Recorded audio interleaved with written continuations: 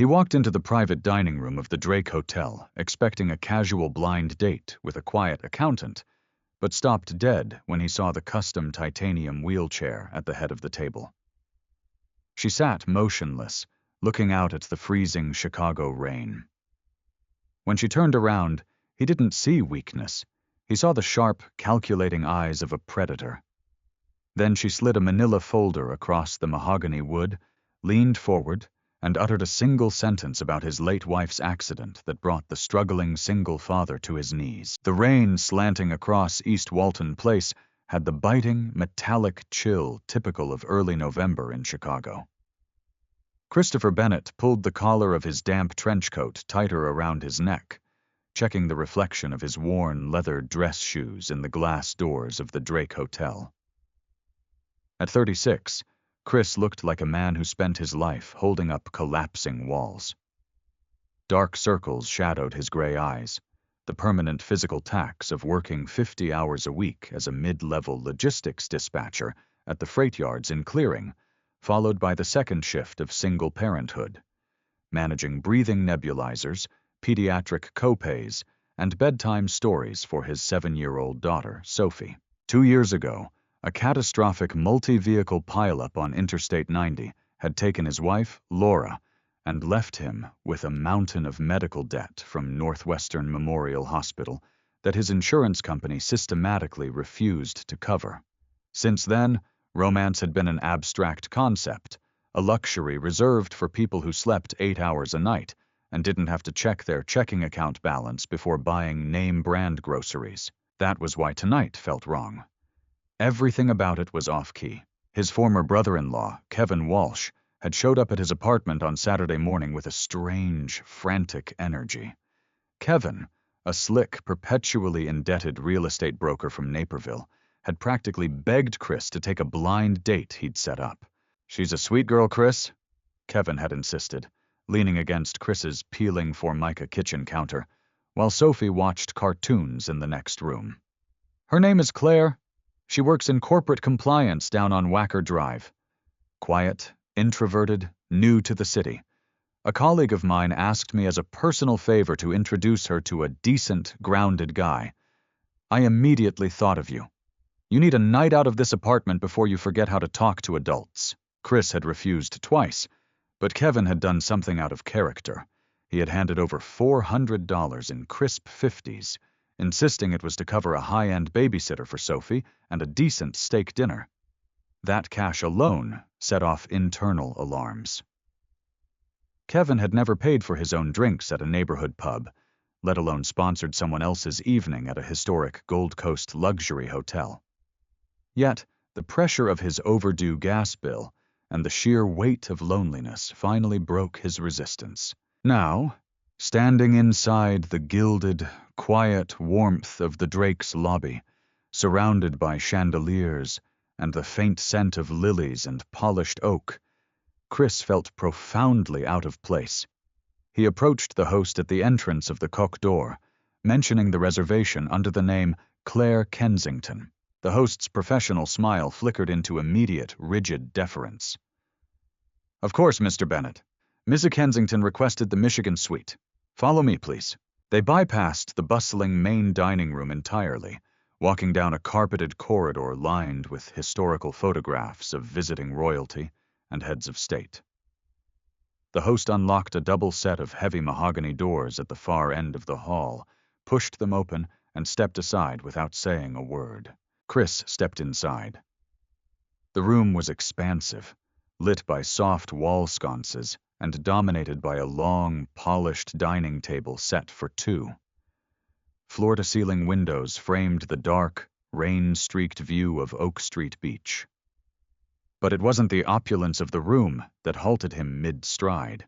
At the far end of the table sat a woman looking out toward the lake. As the heavy doors clicked shut behind him, she pivoted toward him. She wasn't sitting in one of the hotel's velvet-upholstered dining chairs. She was seated in a matte black, ultra-lightweight custom carbon fiber and titanium rigid wheelchair. Her legs, draped in a tailored charcoal wool trousers, were perfectly aligned on the anodized footrest. She looked to be in her early 30s, with sharp, striking features framed by dark hair cut into a clean, precise bob. Her posture was immaculately straight, the rigid core alignment of someone who spent hours each day in physical therapy. Chris stood frozen just inside the doorway. His mind raced through every word Kevin had said over the weekend. Quiet accountant. New to the city. Corporate compliance. Kevin hadn't mentioned a wheelchair. More importantly, Kevin hadn't mentioned that renting a private suite at the Drake on a Saturday evening cost more than Chris's monthly salary. "You're late, Mr. Bennett," she said. Her voice was steady, resonant, and entirely devoid of the nervous flutter associated with a blind date. It sounded like a voice used to cutting through boardroom chatter. "I apologize," Chris said, recovering his footing and stepping forward into the soft light of the room. The traffic on Lakeshore Drive was backed up due to the rain. He paused at the midpoint of the table, looking at her honestly, without the reflexive pity or awkward averted gaze that disabled people usually encountered in strangers. "My brother-in-law, Kevin, seems to have left out quite a few details about tonight." Claire Kensington's dark eyes locked onto his face, tracking his micro-expressions with analytical precision. She noted the lack of pity in his posture, the weariness around his eyes, and the slight tension in his hands. "Kevin Walsh is a desperate, greedy little man who leaves out whatever facts interfere with a financial transaction," Claire said quietly, resting her hands on the polished carbon fiber push rims of her chair. "Sit down, Mr. Bennett.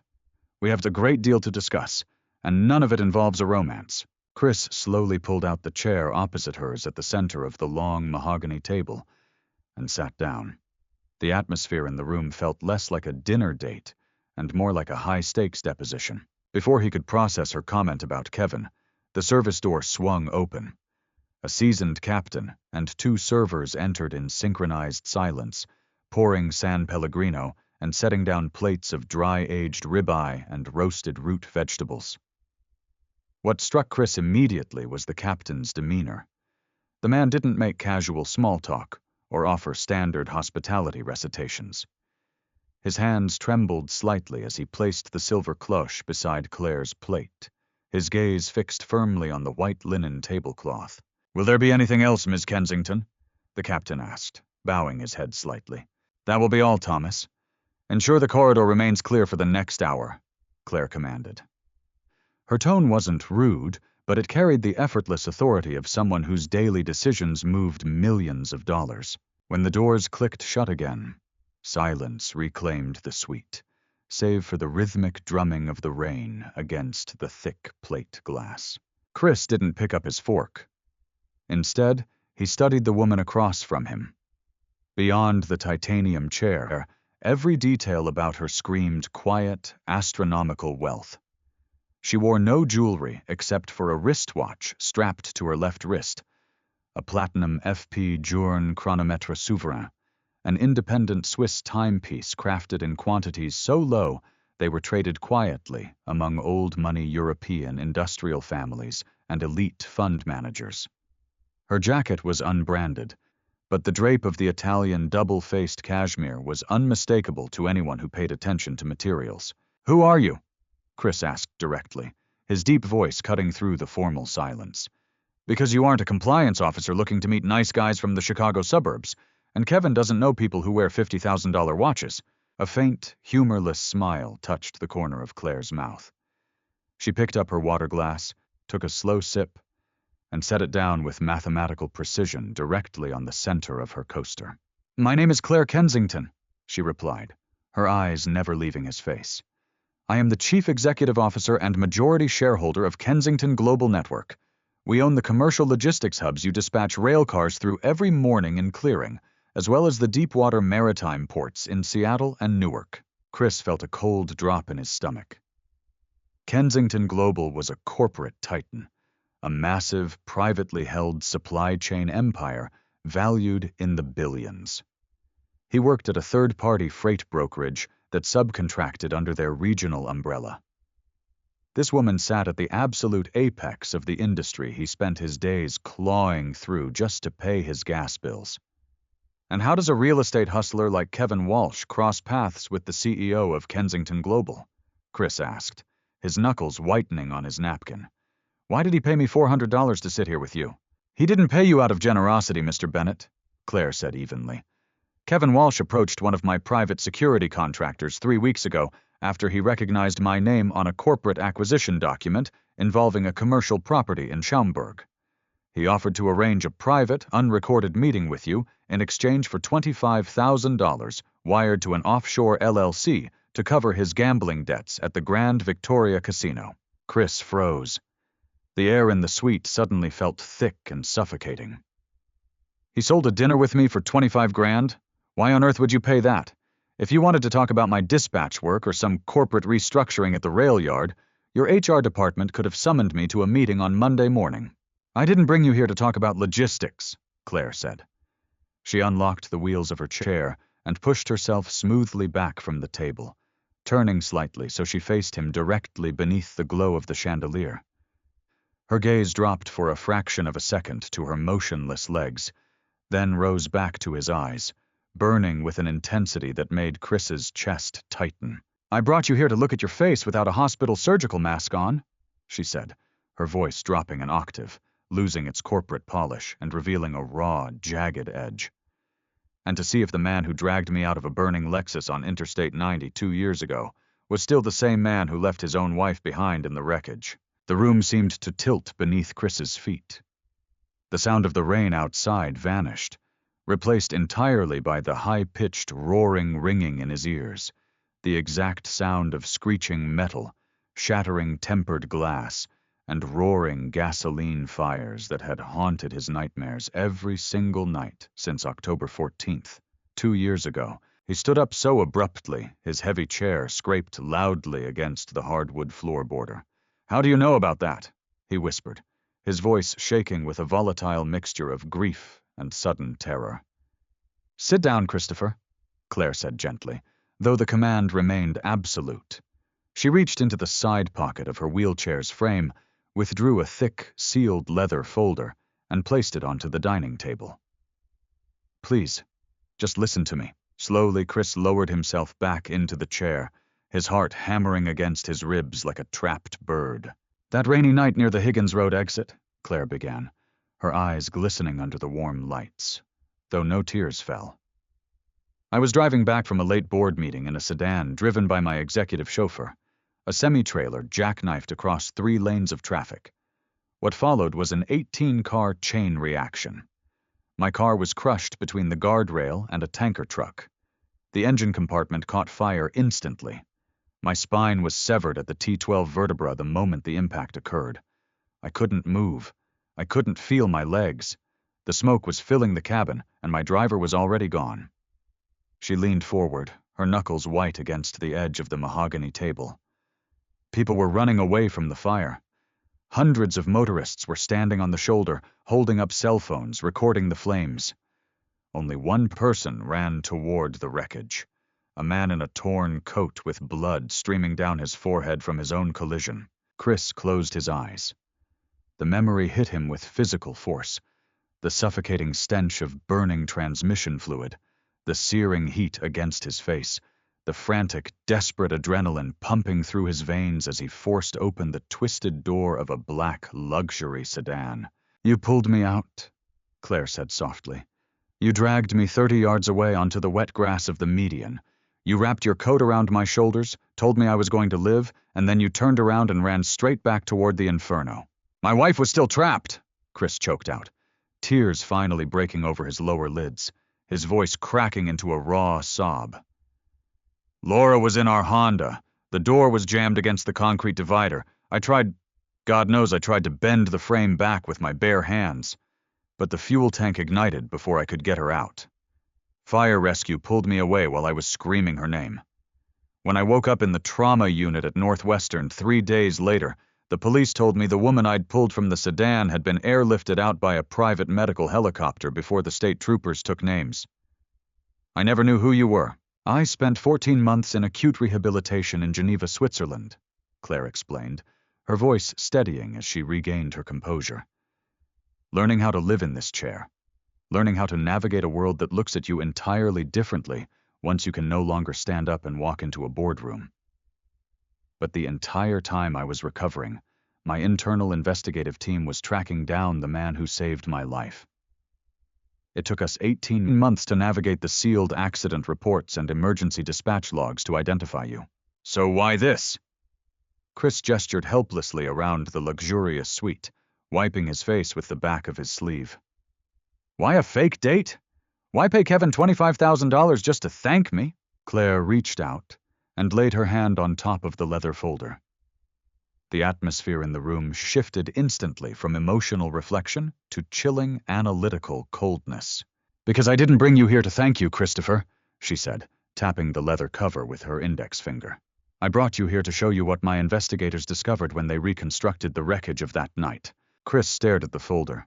What do you mean? The 18-car pileup wasn't caused by a sleeping truck driver or slick pavement, Claire said, her eyes narrowing into slits of pure ice. 2 weeks before the accident, my company had initiated a forensic audit into a real estate holding firm that was embezzling millions from our Midwestern supply chain expansion. The man running that shell company knew he was about to be indicted by the federal prosecutor's office. She pushed the leather folder across the polished wood until it touched Chris's plate. Open it, she commanded softly. With trembling fingers, Chris flipped open the heavy leather cover. Inside were dozens of high-resolution forensic photographs, police toxicology reports, and financial ledger printouts from the Illinois Department of Transportation investigation. The semi-trailer that jackknifed and initiated the pileup was deliberately steered across the lanes to block my car, Claire revealed, her voice dropping into a deadly whisper that seemed to freeze the room. It was a targeted assassination attempt disguised as a highway accident to prevent me from testifying before a federal grand jury. Chris stared at a diagram showing the exact point of impact between the semi-truck and Laura's small blue Honda Civic. His breath caught in his throat. And here's the part that broke my heart when I read it last week, Christopher, Claire continued, leaning so close over the table that Chris could smell the faint hint of bergamot on her skin. The driver who drove that truck, the man who accepted a $50,000 payout to cause the crash that severed my spine and burned your wife alive inside her car. She paused, pointing a slender finger at a scanned copy of a bank transfer receipt dated 3 days before the crash, bearing a signature Chris had recognized on every birthday card and family holiday invitation for the last decade. Tort was hired by your brother-in-law, Kevin Walsh. The air in the Michigan suite felt as thick and heavy as wet cement. Chris stared down at the wire transfer receipt, his vision blurring as the stark, laser-printed letters swam across the page. There it was. Kevin Walsh. A routing number belonging to Chase Bank on Ogden Avenue in Downers Grove. An exact timestamp, October 11th, 10:14 a.m., 3 days before Interstate 90 turned into a slaughterhouse. No, Chris whispered. The sound scraped against his throat like sandpaper. He grabbed the edge of this heavy mahogany table, his knuckles turning ivory. No, this is impossible. Kevin is a coward. He's a loudmouth who sells overpriced split levels to corporate transferees. He complains when the HOA raises the pool fee by $15. He doesn't hire hitmen. Claire watched him with a clinical, agonizing patience. Her hands remained rested on the carbon fiber push rims of her wheelchair, her body completely motionless, save for the slow, rhythmic rise and fall of her chest beneath her cashmere jacket. Look at page 4 of the ledger, Christopher, she said softly. Chris forced his numb fingers to turn the heavy, glossy cardstock sheets. Page 4 contained a scanned affidavit from an Illinois State Police forensic auditor, alongside a series of surveillance stills taken outside a dingy off-track betting parlor in Cicero. Kevin wasn't the mastermind, Claire explained, her voice low and even, cutting through the drumming rain outside. He was the conduit. In September of that year, my internal audit division discovered that a logistics subcontractor named Pinnacle Freight Solutions was skimming 3% off every container moving through our clearing rail hub. The man running Pinnacle was an organized crime facilitator named Arthur Pendleton. When Pendleton realized we had subpoenaed his corporate records, he needed an immediate, catastrophic distraction to delay our legal team and eliminate me before the federal depositions began. She leaned forward, pointing a slender finger at a photo of Kevin standing in a dimly lit alleyway, sweating through a cheap polyester suit while shaking hands with a man in a leather jacket. Pendleton held over $140,000 of your brother-in-law's gambling markers, Claire continued. Kevin owed money to people who don't send collection letters through the mail. Pendleton offered to wipe the debt entirely, plus a $50,000 cash bonus if Kevin found a commercial driver with a clean record and a terminal cancer diagnosis who was willing to jackknife a 20-ton Kenworth rig across 3 lanes of slick asphalt. Chris felt his stomach violently heave. He pushed his chair back, stumbling toward the floor-to-ceiling windows overlooking the pitch-black expanse of Lake Michigan. He pressed his forehead against the cold, rain-chilled glass, struggling to pull air into his burning lungs. Every memory from the past 24 months twisted into something grotesque and poisonous. He remembered Kevin sitting at his cramped kitchen table 3 weeks after the funeral, crying into a glass of bourbon while Chris held him. He'd remembered Kevin handing him $50 here and there to help cover Sophie's pediatric pulmonology appointments at Rush University Medical Center.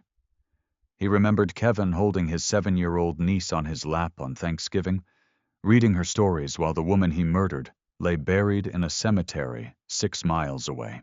"Why?" Chris choked out, turning back to face the suite. Tears finally spilled over his eyelashes, cutting clean lines through the exhaustion on his cheeks. Why would he send Laura there? Why didn't he warn her to stay off the highway that night? Claire's expression fractured. For the first time all evening, the billionaire CEO's iron mask slipped, revealing the profound, echoing devastation of a woman whose own life had been shattered on that exact same stretch of asphalt. "Turn to page 7, she whispered. Chris walked back to the table on legs that felt like lead. He flipped to the 7th page. It was a copy of a life insurance payout document from Prudential Financial. "Laura didn't just happen to be driving behind my sedan that night," Claire said, her voice trembling slightly before she forced it back into alignment. "2 months before the accident, Kevin convinced your wife to co-sign a commercial liability policy for what she believed was a new boutique brokerage firm he was starting. He told her it was a legal formality to protect her parents' estate.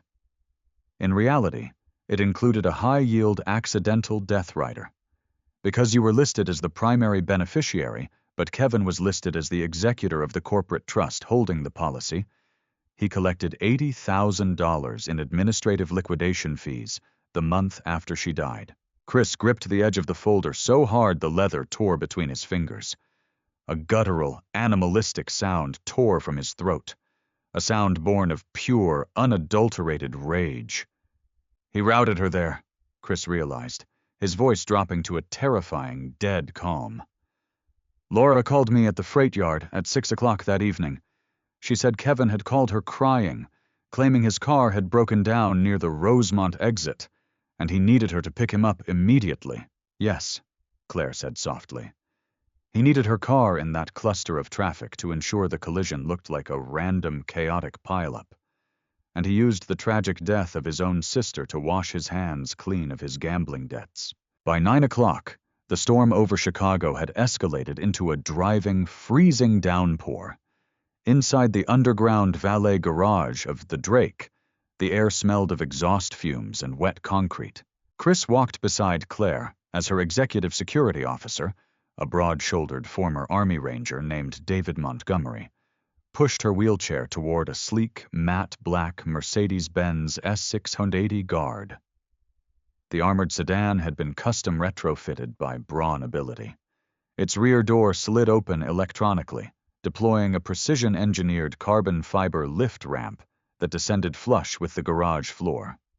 "Get in, Christopher," Claire said, locking her wheels as David secured her into the vehicle's integrated docking station. "I am taking you home." "I can take the red line," Chris said numbly, the collar of his trench coat soaked through from the walk across the loading dock. "I need to..." I need to go home to my daughter. Mrs. Gable is watching her. You are in no psychological condition to sit on a public train, Claire said, her voice admitting no argument. Get in. Chris slid into the plush, heated leather seats opposite her. As the armored Maybach navigated out of the garage and turned onto Michigan Avenue, the city lights blurred into streaks of gold and crimson against the tinted ballistic glass. The silence inside the cabin was absolute, insulated from the chaotic city traffic by 2 inches of reinforced steel and acoustic dampening. 45 minutes later, the luxury vehicle pulled onto the cracked, potholed pavement of West 63rd Street in the Clearing neighborhood. Chris's apartment building was a tired 3-story brick structure built in the 1950s, flanked by an auto body repair shop and a chain-link fence surrounded by weeds. David stopped the car near the curb. Through the window, Chris could see the flickering blue glow of a television screen on the 2nd floor. His apartment. I'll walk you to your door, Claire said.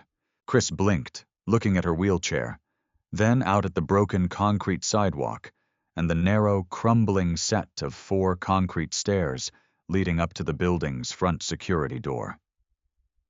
You can't. The elevator in my building has been broken since August. The landlord ignores the municipal work orders. It's 22 stairs to my landing. Claire looked out the window at the dilapidated entrance. For a moment, the vast chasm between their worlds stretched out in stark, physical reality. She owned billions of dollars in real estate, ships, and global infrastructure. Yet she was rendered entirely helpless by 4 broken concrete steps on the south side of Chicago. She looked down at her motionless legs draped in cashmere, her jaw tightening with a familiar, quiet grief. Then I will wait right here, Claire said, turning her dark eyes back to Chris. Go upstairs. Dismiss your babysitter. Check on your daughter. But do not call the police yet, Christopher. And under no circumstances do you answer your phone if Kevin Walsh rings. Why shouldn't I call the police? Chris asked, his hand hovering over the door handle. He murdered my wife. He nearly murdered you. Because Arthur Pendleton's network still has 3 moles sitting inside the Cook County State's attorney's office, Claire said coldly. If you file a standard police report tonight, Kevin will receive a tip-off before the paperwork is scanned into the database. He will be on a flight to Guadalajara by tomorrow afternoon. My legal team and federal investigators have been building a RICO indictment for 14 months. We execute the trap tomorrow morning at your freight yard. Chris stared at her, seeing the absolute determination etching every line of her face. He nodded once, pushed open the heavy armored door, and stepped out into the freezing rain. When he unlocked the door to apartment 2B, the familiar scent of old carpet and pediatric menthol vapor hit him immediately. Mrs. Gable, a kindly 70-year-old widow from down the hall, was sitting on the Goodwill sofa, folding a basket of laundry while watching the evening news. How was the date, dear? Mrs. Gable asked, smiling warmly as she set aside a tiny pair of pink pajamas. It was illuminating, Mrs. Gable, Chris said, forcing his voice to remain steady as he handed her $50 from the wad of cash Kevin had given him. Money that now felt like burning lead in his pocket. Thank you for staying late. Once the front door clicked shut behind the elderly woman, Chris walked down the narrow, dimly lit hallway to Sophie's bedroom. He pushed the door open without making a sound. A small nightlight shaped like a yellow star cast a gentle glow over the twin bed. Sophie lay sleeping peacefully, her dark curls spread across the pillow, curls that were an exact replica of Laura's. On the bedside table sat her albuterol inhaler and a framed photograph of the 3 of them taken at Navy Pier just 1 week before the accident. Chris sank to his knees beside the bed. He reached out with trembling fingers and gently touched the crown of his daughter's head. The grief and rage he had been holding back inside his ribcage broke open completely. He pressed his face against the edge of the mattress, weeping in absolute, silent agony so he wouldn't wake her. He had spent 2 years believing the universe was simply cruel and random, that bad luck and bad weather had stolen his daughter's mother. Knowing it was deliberate, Knowing it was executed by family for cheap gambling chips felt like being torn apart from the inside out. Monday morning arrived with a leaden gray sky hanging low over the clearing industrial yards. The air smelled of diesel exhaust, rust, and damp iron. At 7:30 a.m., Chris sat at his battered metal desk inside the dispatch tower of Intermodal Terminal 4. Around him, the radio transponders crackled with static as yard jockeys called in track assignments for incoming freight trains. Chris stared at the green computer monitors, his hands resting flat on the keyboard, his face pale and tight. He hadn't slept a single wink. At exactly 8:15 a.m., the glass door to the dispatch office slammed open against the wall stopper. Chris looked up. Kevin Walsh stood in the doorway. Kevin looked disheveled, entirely lacking his usual slick, suburban real estate broker polish. His khaki trench coat was stained with coffee, his eyes were bloodshot, and sweat beaded along his receding hairline, despite the 40-degree draft blowing through the yard. "Chris!" Kevin said, his voice unusually high-pitched and breathless, as he rushed across the linoleum floor, pulling up a plastic visitor chair and dropping into it. "Man, am I glad you're here. Look, I need to know what happened on Saturday night. Tell me everything." Chris leaned back slowly in his squeaky swivel chair, crossing his arms over his chest. He felt an eerie, terrifying calm settle over him, the same detached focus he had felt when running toward the burning wreckage on Interstate 90. "We had dinner," Chris said evenly. "We ate ribeye. We watched the rain." "Don't screw with me, Chris!" Kevin snapped, leaning forward and slamming his hand onto the metal desk, rattling Chris's coffee mug. "Did she sign anything? Did her executive assistant give you a sealed envelope or a voucher? Because the offshore escrow account that was supposed to clear my 25 grand was frozen at midnight on Sunday. The bank says the transfer was flagged by Kensington Global's fraud division." Chris stared into Kevin's bloodshot eyes. He saw the desperation, the greed, and the utter absence of human soul. "She didn't give me a check, Kevin," Chris said, his voice dropping so low Kevin had to lean in to hear him over the rumble of an idling locomotive outside. "She gave me a photograph." Kevin blinked, his brow furrowing. "A photograph? Of what?" "Of a bank transfer receipt," Chris said softly. "Dated October 11th, from your Chase account to Arthur Pendleton." All the color drained instantly from Kevin's face, leaving his skin the color of curdled milk. His mouth opened slightly, but no sound came out. He backed away from the desk, his chair scraping loudly against the floorboards. "Chris, listen to me," Kevin stammered, raising his hands palms out, his eyes darting frantically toward the glass exit door. "You don't understand what kind of people I was dealing with.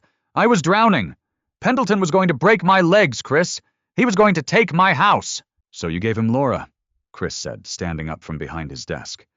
He was 6'2", broad-shouldered from years of physical labor, and as he stepped toward his former brother-in-law, the sheer physical presence of his rage made Kevin stumble backward into a filing cabinet. "You called her. You told her your car broke down near Rosemont so she would drive directly into the path of that truck." "I didn't know Pendleton was going to kill anyone," Kevin shrieked, tears of cowardice welling in his eyes. "He just told me he needed a major multi-car fender bender to block traffic and delay a corporate envoy. I thought Laura would just get a dinged bumper. I thought she'd file an insurance claim and be fine. I swear to God, Chris, I didn't know the fuel tank would explode." Before Chris could close the distance and wrap his hands around Kevin's throat, the heavy glass doors at the front of the dispatch tower were pushed open. 3 men wearing navy blue windbreakers with the yellow letters FBI emblazoned across the shoulders stepped into the room, accompanied by David Montgomery. Behind them, smoothly navigating the concrete ramp leading into the dispatcher station, rolled Claire Kensington in her titanium wheelchair. "That statement was recorded on 3 separate federal wiretaps, Mr. Walsh," Claire said, her voice ringing out through the quiet office with absolute, freezing finality.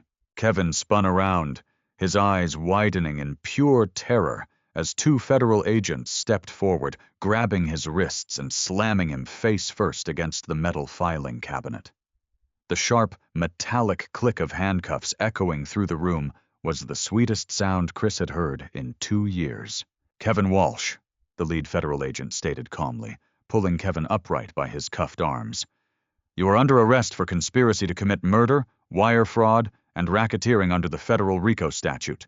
You have the right to remain silent."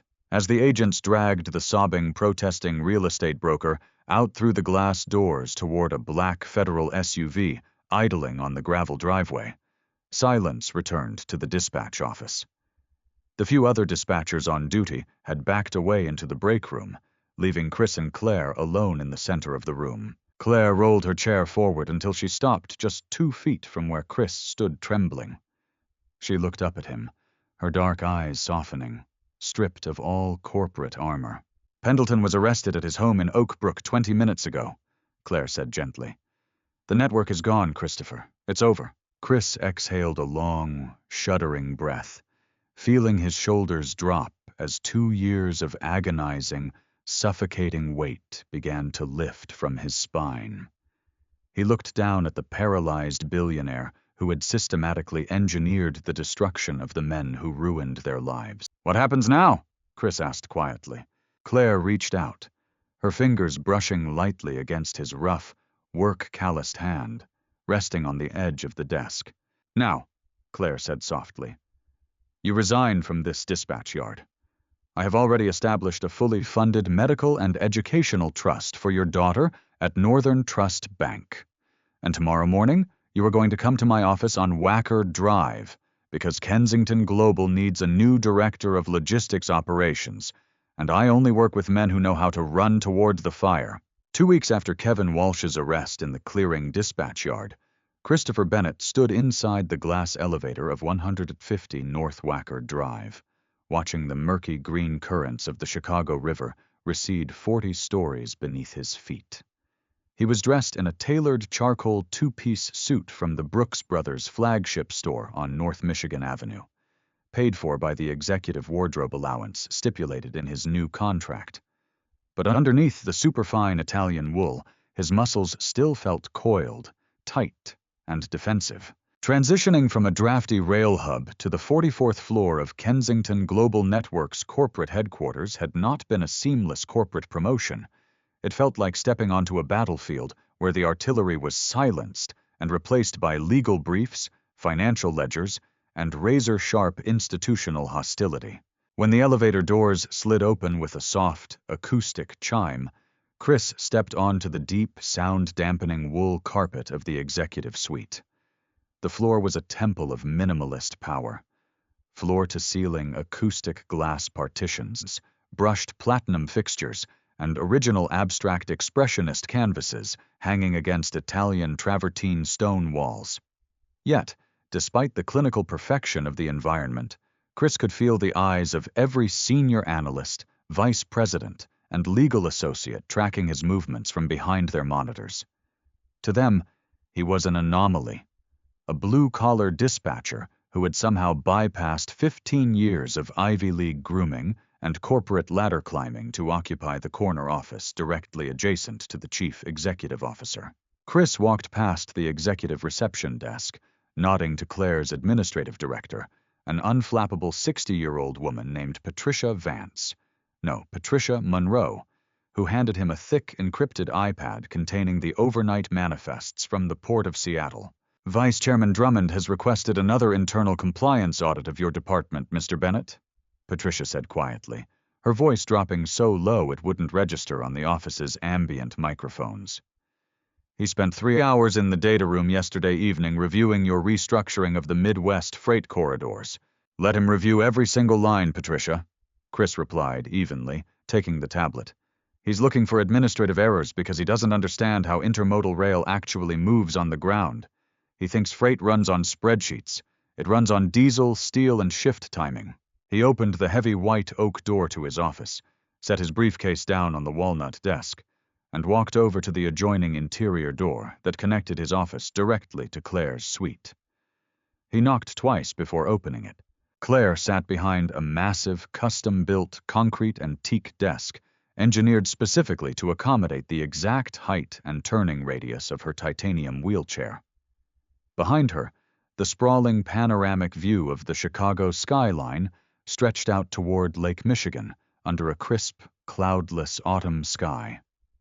She wore a tailored navy wool crepe jacket, her posture as immaculately rigid as ever, but Chris immediately noticed the faint shadows beneath her eyes and the slight tremor in her left hand as she signed a stack of regulatory filings.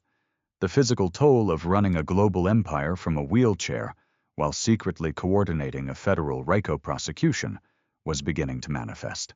"You look like you slept for 2 hours, Claire," Chris said softly, closing the door behind him and walking across the room to pour 2 cups of black coffee from her private French press. 1 hour and 40 minutes, actually, Claire said without looking up from her tablet, though the faint tension around her mouth softened at the sound of his voice. The federal prosecutor spent half the night verifying Kevin Walsh's bank records with the Swiss banking authorities. He's cooperating fully from the Metropolitan Correctional Center. He terrified himself into a confession the moment they explained the difference between state manslaughter charges and federal conspiracy under the RICO Act. Chris set the coffee mug on the teak desk within her reach. "Then why do I feel like the building is bracing for an impact?" Claire finally set down her stylus. She turned her chair slightly to face him, taking the coffee mug between both hands to steady them against the warmth. Her sharp, analytical gaze locked onto his. "Because Arthur Pendleton and your former brother-in-law were the blunt instruments, Christopher," Claire explained, her tone dropping into the cold, calculated register she reserved for strategic warfare. "Pendleton ran a dirty trucking subcontractor. He had muscle, he had access to drivers, and he had a gambling ledger he used to trap Kevin. But Arthur Pendleton did not have the high-level clearance required to access my executive itinerary 2 years ago." Chris went still. He slowly sat down in the leather visitor chair opposite her desk. "Your itinerary." "The night of the accident on Interstate 90, Claire said, leaning forward, her dark eyes burning with cold intensity. "My routing was supposed to take me down the Kennedy Expressway directly into the loop after my meeting in Schaumburg. At 7:15 that evening, my private security driver received an automated SMS notification on his encrypted company console warning of sudden severe construction delays on the Kennedy. The alert instructed him to detour via Interstate 90 East, directly into the path of Pendleton's jackknifed Kenworth rig." Chris felt a cold chill trace the length of his spine. "You're saying the construction alert was faked? I am saying it originated from inside Kensington Global's proprietary dispatch server," Claire said quietly. "Arthur Pendleton didn't have the administrative passcodes to breach our internal security network and issue a rerouting command to an armored executive sedan. Someone on the executive floor, someone with level 5 administrative clearance, sent that alert to ensure my car was on that specific stretch of highway at the exact moment Kevin Walsh positioned Laura's vehicle to create the traffic bottleneck." "Who had that clearance?" Chris asked, his fists clenching involuntarily on his knees. 2 years ago, exactly 4 people had level 5 override capability," Claire said, counting them off on her slender fingers. "My chief legal officer, who died of a stroke 7 months ago. My chief information officer, whom I personally cleared after a 4-month external cybersecurity audit. Myself." She paused, taking a slow sip of her coffee. "And the vice chairman of the board of directors, Peter Drummond." The name hung in the air like a drop of poison. Peter Drummond was a 62-year-old corporate patrician, a man born into old-money Chicago wealth who had served on the board of Kensington Global since Claire's father had run the company in the 90s. He viewed Claire's ascension to CEO 5 years ago as an insult to traditional corporate hierarchy, and her subsequent paralysis as a fatal corporate liability.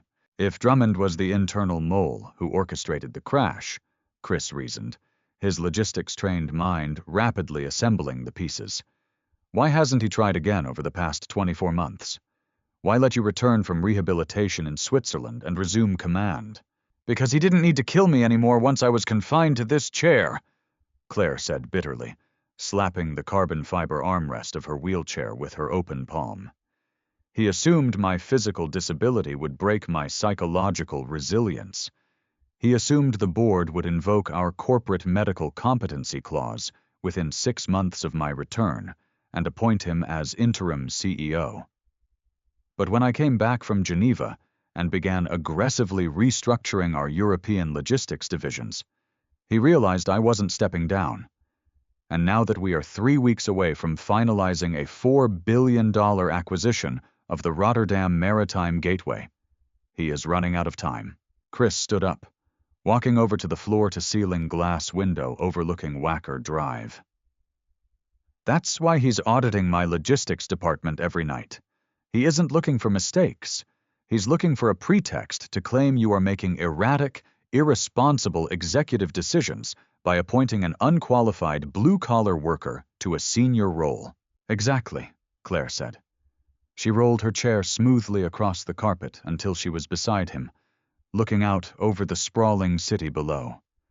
He called an emergency meeting of the board of directors for tomorrow morning at 10 o'clock. He formally submitted a petition for a vote of no confidence in my leadership, citing severe emotional trauma, judgment impairment, and corporate cronyism. She turned her head to look up at him. I need you to dig into the internal freight manifests from the port of Newark over the last 48 hours, Christopher. Use your eyes, the eyes of a man who actually knows how cargo moves. If Peter Drummond is preparing to launch a corporate coup tomorrow morning, he will have moved financial capital through our supply chain to secure his board votes. Find the discrepancy before the gavel falls. By 9:45 the following morning, the atmosphere on the 48th floor of the Kensington Tower was charged with static electricity. Outside, a thick, slate-gray storm system had rolled in from Lake Michigan, casting the sprawling boardroom in a dramatic, diffused light that glinted off the 30-foot customized walnut conference table. Seated around the table were 12 members of Kensington Global's board of directors, men and women in bespoke suits whose collective net worth exceeded the GDP of several small nations. At the far end of the room sat Vice Chairman Peter Drummond. With silver hair combed back with immaculate precision, a tailored Savile Row suit, and a Patek Philippe Calatrava resting on his cuff, Drummond exuded the effortless, predatory confidence of a man who believed the room belonged to him by divine right. At exactly 10 o'clock, the double oak doors swung open. Claire Kensington entered the boardroom, her custom titanium wheelchair gliding effortlessly over the low-pile carpet. Pushed not by her security officer, but walking directly beside her was Christopher Bennett. Chris held a single leather-bound portfolio under his arm. He wore a dark navy suit, his jaw set with the unyielding granitic calm of a man who had survived the worst life could throw at him, and no longer feared the posturing of wealthy men in air-conditioned towers. Drummond watched them enter, his lips curling into a thin, condescending smile. Good morning, Claire. And Mr. Bennett. Though I am confused as to why the Director of Logistics Operations is attending a closed, executive session of the Board of Directors. Mr. Bennett is attending at my explicit request, Peter, Claire said smoothly as she maneuvered her chair into the open space at the head of the table, locking her wheels with 2 sharp, authoritative clicks. As the subject of today's petition involves his appointment, common corporate courtesy dictates his presence. Drummond chuckled dryly, opening a thick manila binder in front of him. Very well, let us dispense with the formalities. Fellow members of the board, I have called this extraordinary session under Section 14B of our corporate bylaws, Executive Medical and Psychological Competency. He stood up, buttoning his jacket, casting a theatrical, sympathetic glance toward Claire. For the past 2 years, we have all watched with immense admiration as Claire battled back from a truly horrific, catastrophic physical trauma. Her survival after the Interstate 90 collision is nothing short of miraculous. However, admiration cannot blind us to our fiduciary duty to our shareholders. Drummond gestured toward Chris. Over the past 6 months, Claire's decision-making has grown increasingly erratic, paranoid, and detached from traditional corporate governance. 2 weeks ago, she unilaterally terminated 4 senior vice presidents in our intermodal division and replaced them with Christopher Bennett, a mid-level freight dispatcher with 0 corporate management experience, 0 advanced degrees, and whose only qualification appears to be a shared personal involvement in the tragic accident that claimed his wife and injured our CEO. Murmurs rippled down the long walnut table. Several board members shifted uncomfortably, avoiding Claire's eyes. "This is not just corporate cronyism," Drummond continued, raising his voice to fill the acoustic space.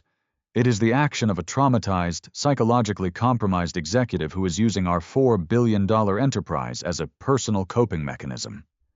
With the Rotterdam acquisition closing in 20 days, we cannot afford erratic leadership at the helm.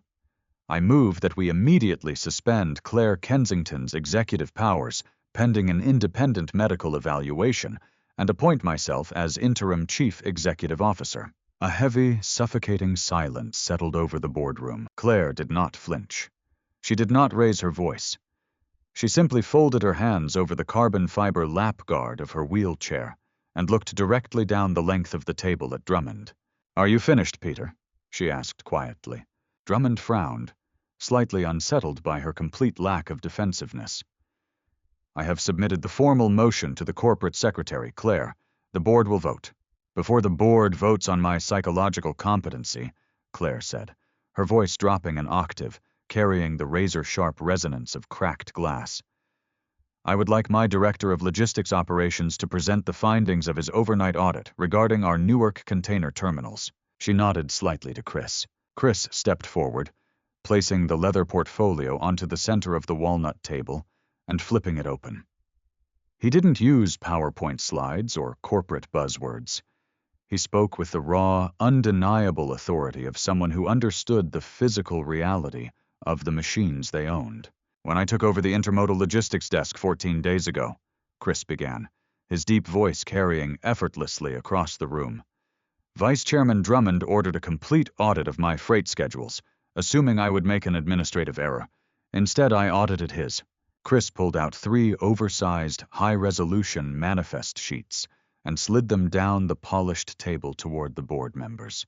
"3 days ago, a cargo ship named the MV Atlantic Voyager docked at our deepwater terminal in Newark," Chris stated. "According to the automated digital logs signed off by Vice Chairman Drummond's private executive office, 24 shipping containers unloaded from that vessel were classified as high-priority agricultural machinery destined for a distribution hub in Joliet, Illinois." Drummond's face tightened perceptibly. "What does routine container routing have to do with this board meeting, Bennett? This is desperate, irrelevant nonsense." "It isn't nonsense when you check the actual rail weights," Chris countered immediately, his eyes locking onto Drummond like a vice. "Agricultural machinery averages 14,000 pounds per 20-foot container. The weigh station sensors on our clearing rail siding clocked those 24 containers at less than 1,200 pounds each. They were completely empty." Chris leaned over the table, pressing his index finger against a highlighted transaction ledger. "Why would the vice chairman of Kensington Global manually override safety inspections to move 24 empty shipping containers across 3 state lines under false customs classifications?" "This is an administrative glitch in the automated weigh scales," Drummond snapped, his voice rising, a bead of sweat breaking out on his forehead. "I will not be interrogated by a freight yard jockey." "It wasn't a glitch, Peter," Claire said, unlocking her wheels and pushing herself smoothly along the side of the table until she was just 6 feet away from him. "Because those containers weren't just empty. They were the dummy tracking markers used by an offshore shell company called Apex Maritime Holding." She reached into her jacket pocket and withdrew a small, sleek digital audio drive, setting it on the table with a hard, metallic clack. "At 6 o'clock this morning," Claire said, her voice ringing with absolute, freezing finality, "Special Agent Robert Donovan of the Federal Bureau of Investigation executed a search warrant on the servers of Apex Maritime Holding in Wilmington, Delaware." "Do you know what they found, Peter?" Drummond took a half-step backward, his hands trembling as he gripped the edge of the chair behind him. "They found the exact digital trail of $240,000 wired from your personal Swiss trust account to Arthur Pendleton 3 weeks before the crash on Interstate 90, Claire revealed, every word falling like an executioner's axe. And worse yet, they recovered the encrypted server logs showing that your personal terminal inside this exact building transmitted the fake construction alert to my chauffeur's console at 7:14 p.m. on October 14th. The boardroom erupted into chaos. 2 older board members leaped to their feet in shock. Another knocked over a crystal water glass, sending water pooling across the walnut wood. "You routed me onto that highway, Peter," Claire said, her eyes blazing with 2 years of suppressed, agonizing rage. "You knew Arthur Pendleton needed a catastrophic distraction to kill our internal audit, and you used his assassination attempt to try and clear your own path to this CEO chair. You severed my spine, and you burned Christopher's wife alive inside her car." Drummond lunged toward the heavy oak exit doors, his sophisticated veneer completely shattering into blind, animalistic panic. "This is a fabrication. My lawyers will strip this company to the studs. He threw open the double doors. Waiting in the outer executive corridor stood 4 armed federal marshals and FBI Special Agent Robert Donovan, their steel badges catching the fluorescent lights of the hallway. "Peter Drummond," Agent Donovan stated coldly, stepping forward and clamping a heavy iron hand onto Drummond's tailored shoulder. "You are under arrest for federal wire fraud, interstate racketeering, and conspiracy to commit murder under the RICO statute. Put your hands behind your back." As the cuffs clicked shut around Drummond's wrists with a hollow metallic snap, the disgraced vice chairman was dragged out of the executive suite, his frantic curses echoing down the marble hallway until the elevator doors slid shut. Inside the boardroom, absolute, breathless silence reigned. Claire slowly turned her wheelchair around to face the remaining 11 board members. Her posture was magnificent, an unbreakable pillar of iron and steel. "The motion for a vote of no confidence is dismissed," Claire said quietly, her voice brooking zero opposition. "Now, if there are no further objections to my choice of Director of Logistics Operations, I suggest we return to work. We have a $4 billion maritime acquisition to finalize." 6 months later, the bitter Chicago winter had finally surrendered to the vibrant, blossoming warmth of late May. Along the bluffs of Lake Forest, 20 miles north of the city, the afternoon sun filtered through the canopy of ancient white oaks, casting dancing patterns of light and shadow across the expansive grounds of Claire Kensington's private estate. The residence was a masterpiece of accessible modern architecture, a sprawling single-story structure built from native limestone, floor-to-ceiling glass, and warm Brazilian cedar. There were no stairs anywhere on the 3-acre property. Wide, gently sloping pathways made of crushed slate wove through manicured gardens leading down toward a private overlook above the shimmering blue expanse of Lake Michigan. On the sweeping cedar terrace behind the main house, Chris sat at a low teak table, reviewing the final construction schematics for Kensington Global's newly approved Pediatric Respiratory Foundation, a $20 million philanthropic endowment fully funded by the corporate damages recovered from Peter Drummond's seized assets. Across the lawn, bright laughter echoed through the spring air. Chris looked up from his tablet and smiled. His 7-year-old daughter, Sophie, was running across the grass, her dark curls bouncing with a vibrant energy that had been absent for 2 years. Thanks to the world-class pediatric pulmonology specialists at Anne and Robert H. Lurie Children's Hospital, coordinated and overseen by Claire's private medical staff, Sophie's asthma attacks had subsided entirely. She looked healthy, glowing with color, chasing a golden retriever puppy across the yard. Rolling smoothly along the slate pathway beside the lawn was Claire. She was dressed casually in white linen trousers and a soft gray cashmere sweater, her platinum FP Journe watch catching the sunlight. She had her electric power assist wheels engaged on the chair, moving effortlessly alongside Sophie as the little girl pointed excitedly toward a sailboat drifting across the lake. Watching them from the terrace, Chris felt a profound, quiet stillness settle inside his chest, a feeling he had thought permanently extinguished inside the burning wreckage on Interstate 90.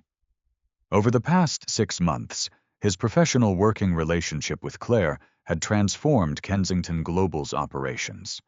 Chris's ground-level expertise had streamlined their North American rail logistics by 18%, proving to the entire board that his appointment was the most brilliant operational decision the CEO had ever made. But outside the glass walls of 150 North Wacker Drive, something far more delicate and deeply rooted had taken shape between them. They had not rushed into a traditional romance. Both of them carried scars too deep and complex for casual sentimentality. Instead, they had built a profound, unbreakable partnership forged in survival, mutual grief, and absolute trust. Claire had become a permanent, grounding fixture in Sophie's life. The brilliant, protective figure who never tried to replace Laura, but who provided the unconditional security and stability the little girl had lost. And for Claire, Chris and Sophie had broken through the isolating, sterile walls of her corporate fortress, giving her something real and living to hold on to at the end of every exhausting day. Claire glided her wheelchair up the gentle incline of the cedar terrace, coming to a stop beside Chris's chair. She locked her wheels and looked out over the lawn as Sophie collapsed onto the grass, giggling as the golden retriever licked her face. "Dr. Eris called my office this morning," Claire remarked softly, reaching out to pour herself a glass of iced tea from the pitcher on the table. He reviewed Sophie's latest pulmonary functions. Her lung capacity is sitting at 98% for her age bracket. He says she doesn't need the nightly nebulizer breathing treatments anymore. Chris exhaled a slow, shuddering breath, rubbing the back of his neck. "I don't even know how to thank you for that, Claire. 2 years ago, I was sitting in a free clinic waiting room praying my debit card wouldn't decline for her steroid inhaler." "You don't thank me, Christopher," Claire said gently, turning her dark eyes toward him. The harsh, defensive corporate armor that had characterized their first meeting at the Drake Hotel was completely gone, replaced by a warm, luminous clarity. "We protect the people we love. That is simply what we do." Chris reached across the small teak table and covered her hand with his own. Her fingers felt warm, slender, and steady beneath his rough palm. Instead of pulling away, Claire turned her hand over, interlacing her fingers with his and squeezing firmly. "The federal trial for Drummond and Walsh begins next Monday in the district court," Chris noted quietly, his thumbs lightly tracing the back of her hand. "Are you ready to sit in that courtroom and face them?" Claire looked down at their joined hands, then out towards the endless blue horizon of Lake Michigan. A quiet, victorious smile touched her lips. "They took my legs, Christopher," she said, her voice steady, resonant, and filled with an unbreakable, quiet power. "And they took Laura's life, but they failed to break us. Next Monday we walk into that federal courtroom together, you on your feet, me in this chair, and we watch the gavel fall. We already survived the fire. Everything else is just clearing the ashes." Chris looked at the woman beside him, the paralyzed billionaire who had systematically rebuilt his world from the wreckage of his darkest night, and squeezed her hand tighter. For the first time in 2 years, as the warm spring wind blew off the water and his daughter's laughter echoed across the lawn, Christopher Bennett looked toward the future and felt nothing but hope. If Chris and Claire's incredible journey of survival, loyalty, and justice touched your heart, hit that like button right now. Stories like this remind us that true strength isn't about never falling down. It's about finding the courage to rebuild your life from the ashes and fight for the people you love. Do you think Claire made the right choice by hiring Chris to help run her empire? Let us know your thoughts in the comments below. Don't forget to share this powerful story with your friends and family, and subscribe to our channel and ring the notification bell so you never miss another thrilling, real-life drama.